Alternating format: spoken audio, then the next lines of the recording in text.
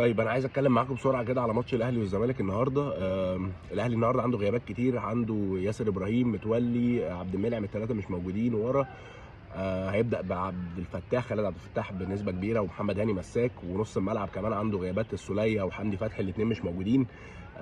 اعتقد دي حاجه الزمالك ممكن يستغلها لو لعب على المرتده، ولو لعب 3-4-3 غير 4-3-3 اللي كان بيلعب بيها الماتشين اللي فاتوا اللي كانت عامله مشاكل. امن ورا ويلعب على المرتده. الاهلي على الناحيه الثانيه قدام بقى عنده حلول، والدنيا فايقه، والحاله المعنويه عاليه عندهم. في كهربا، في حسين الشحات، في قفشه، في عبد القادر. فالاهلي عنده حلول. الاهلي لو عايز يكسب، الاهلي هو اللي لازم يبدا ضاغط من بدري علشان يستغل الحاله اللي كان فيها الزمالك الماتشين اللي فاتوا. الزمالك زي ما بقول رايي يعني يلعب على المرتده، على سرعات بقى زيزو والشباب اللي قدام.